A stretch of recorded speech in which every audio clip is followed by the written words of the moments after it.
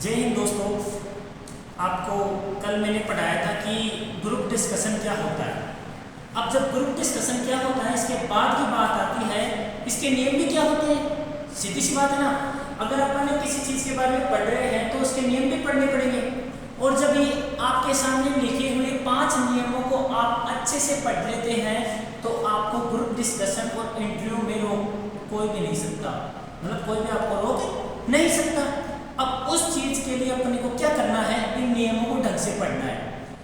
Interview में भी ऐसा ही सिस्टम है, ग्रुप डिस्कशन में भी ऐसा ही सिस्टम है।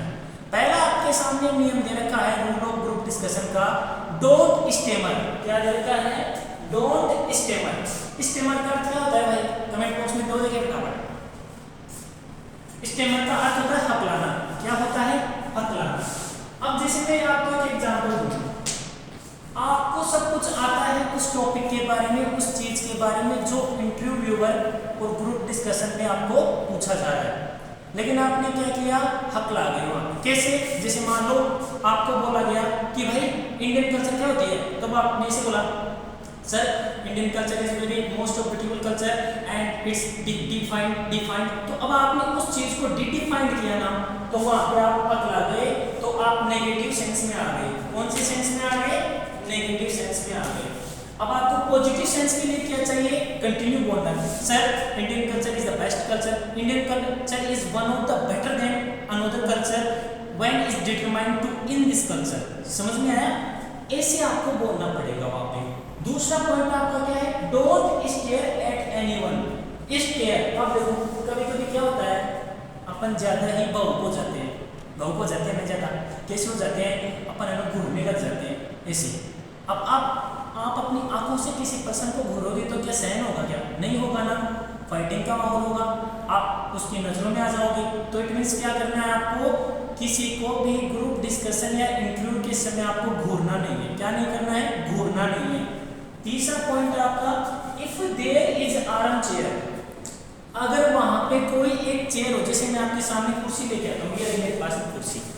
अब देखो, अब ये जैसे मान लो आर्म चेयर दे रखी है, इस आर्म चेयर पे क्या करना है?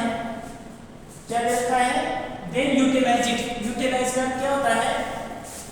लाभ उठाना। तो अब जैसे मान लो इस चेयर को यहाँ पे मैं रख दूं आपके सामने, तो इस चेयर को कैसे लाभ उठाना है? ऐसे लाभ उठाना है। हल्की से मुस्कान के सामने हाथों को ऐसे करना है। आपने कर लिया, इससे क्या होगा? इंपैक्ट पड़ेगा। और आपको क्या नहीं करना है? ऐसे नहीं करना है। Don't shake your leg and hand. आपको ऐसे नहीं करना है, ऐसे नहीं करना है। इससे क्या होगा?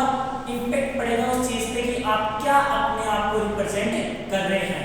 तो इस पे बैठे बैठे मैं आपको नियम बताता हूँ, क्योंकि वहां पे ऐसे मिलेगी आपको, लेकिन ये भी बात ध्यान में रखनी है, जब तक वो परमिशन ग्रांटेड नहीं करता अपने को वहां पर नहीं बैठना है।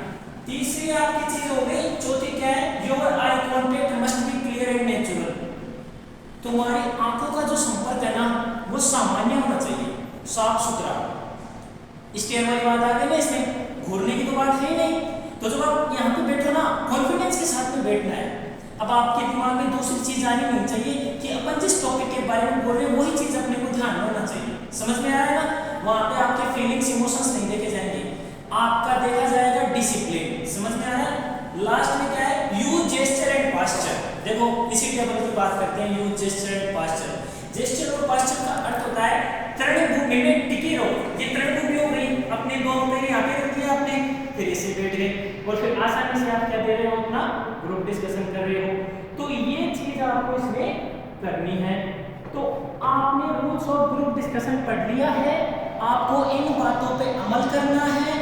अब जो मेरी नेक्स्ट 3rd क्लास आएगी उसमें मैं आपको टॉपिक्स के बारे में बताऊंगा, कैसे सिटिंग पोजीशन होती है। ये वाली सिटिंग पोजीशन हो गई, 5 लोग इधर आते हैं, 5 लोग उधर जाते हैं, बीच में इंटरव्यूअर होता है। समझ में आ रहा है ना? तो मैं जैसे मान लो टेबल का अरेंजमेंट करके फिर मैं आपको बताऊंगा कि कैसे आपको उस टॉपिक के बारे में बोलना है। समझ में आ गया? अगर आपको लग रहा है कि हमारी मेहनत आपको दिखाई दे रही है तो हमारे चैनल को आप लाइक, शेयर और सब्सक्राइब करें और इस एजुकेशन को आगे बढ़ाने का मौका दें। जय हिंद, जय भारत।